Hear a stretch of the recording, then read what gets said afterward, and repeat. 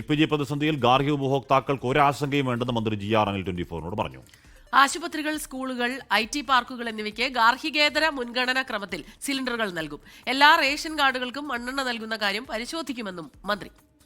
ഇപ്പോൾ ഭക്ഷ്യവകുപ്പ് മന്ത്രി GR അനിൽ നമ്മളോടൊപ്പം ചേരുകയാണ്. മിനിസ്റ്ററെ, ഇന്നലത്തെ യോഗം വളരെ പ്രധാനപ്പെട്ട ഒരു യോഗമാണ്. ആളുകൾക്ക് അടുക്കളയിലും അതേപോലെ ഹോട്ടലുകളിലും വ്യാപാര കേന്ദ്രങ്ങളും കൊമേഴ്ഷ്യൽ ഉൽപ്പാദനത്തിലും ഒക്കെ ഒരു ആശങ്കയുണ്ട്. നമ്മൾ എങ്ങനെയാണ് ഇതിനെ നേരിടാൻ പോകുന്നത്? അതെ, വളരെ വളരെ ഗുരുതരമായ ഒരു സാഹചര്യമാണ്. നിങ്ങൾക്കെല്ലാം അറിയാം. അത്തരം ഒരു സാഹചര്യം എങ്ങനെ നമുക്ക് പരമാവധി അതിജീവിക്കാം, ജനങ്ങളെ കൂടുതൽ പ്രയാസങ്ങളിലേക്ക് തള്ളിവിടാതെ എങ്ങനെ പരിഹരിക്കാമെന്ന ആലോചനയാണ് ബഹുമാനപ്പെട്ട മുഖ്യമന്ത്രി ഇന്നലെ അത്തരമൊരു യോഗം വിളിച്ചത്. അദ്ദേഹത്തിൻ്റെ അധ്യക്ഷതയിൽ ചേർന്ന യോഗത്തിൽ എല്ലാ കമ്പനികളുടെയും അതുപോലെ ഉന്നതതലത്തിലുള്ള എല്ലാ ഉദ്യോഗസ്ഥരും അതിൽ പങ്കെടുക്കുകയുണ്ടായി. ആ യോഗം ചില തീരുമാനങ്ങൾ എടുത്തപ്പോൾ അതിൽ കമ്പനികളുടെ നിർദ്ദേശം വച്ചത് ഗാർഹിക ഉപഭോക്താക്കൾക്ക് ഒരു ആശങ്കയും വേണ്ടെന്നാണ്. അവർക്ക് നൽകാനുള്ള സിലിണ്ടറിൻ്റെ സ്റ്റോക്ക് അവർക്ക് ലഭ്യമാണ് എന്നുള്ളതാണ് അവർ അവിടെ അറിയിച്ചത്. എന്നാൽ ഇപ്പോഴുണ്ടായ പ്രതിസന്ധി അവിടെ ചർച്ച ചെയ്തു.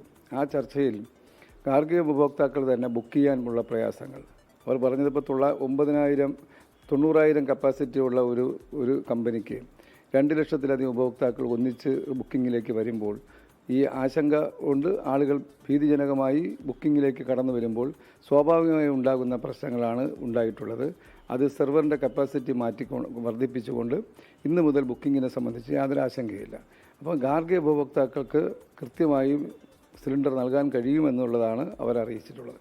എന്നാൽ കേന്ദ്ര ഗവൺമെൻറ് ഗാർഹികേതര ആവശ്യങ്ങളിൽ 20% അത് വർദ്ധിപ്പിക്കാൻ കേന്ദ്രത്തോട് ഇന്നലെ ആവശ്യപ്പെടാൻ വേണ്ടി നമ്മൾ തീരുമാനിച്ചു.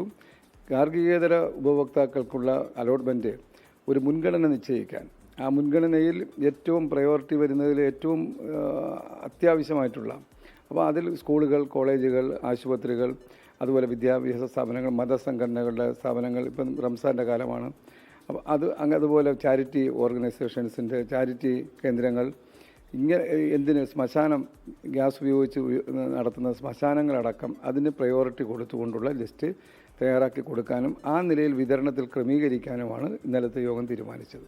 അതിൽ തന്നെ ഇപ്പോൾ നമ്മൾ ഈ ആശുപത്രികൾ, ഈ പല ക്യാൻറ്റീനുകളും പ്രതിസന്ധിയിലാണ്. ഈ വലിയ വലിയ ഹോട്ടലുകൾ അവരുടെ ഉച്ചഭക്ഷണങ്ങൾ സ്കിപ്പ് ചെയ്യുന്നൊരു സാഹചര്യത്തിലേക്ക് ഇന്നലെയൊക്കെ പോയിരുന്നു. പക്ഷേ ഇന്ന് നമ്മളിപ്പോൾ അന്വേഷിക്കുമ്പോൾ അവർ ഉച്ചയ്ക്ക് വിറകിലേക്ക് മാറി. പക്ഷേ അതടക്കമുള്ള കാര്യങ്ങൾ നമ്മൾ ഈ കാര്യങ്ങൾ ഇംപ്ലിമെൻറ്റ് ചെയ്ത് കഴിയുമ്പോൾ റെഡിയാവും.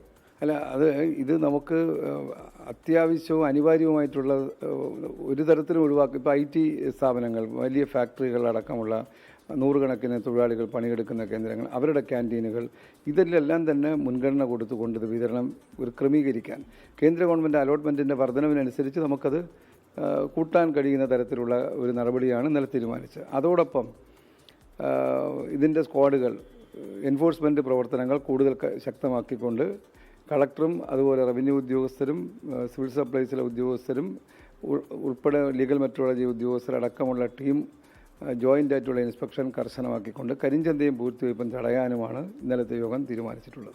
ആശങ്കപ്പെടാൻ നിലവിൽ ഇപ്പോൾ സംസ്ഥാന സാഹചര്യമില്ല. നമുക്കുള്ള അലോട്ട്മെൻറ്റ് വെച്ചുകൊണ്ട് ആശങ്കപ്പെടാതെ മുന്നോട്ട് പോകാനുള്ള ക്രമീകരണമാണ് കേരളം ഇപ്പോൾ തയ്യാറാക്കിയിരിക്കുന്നത്.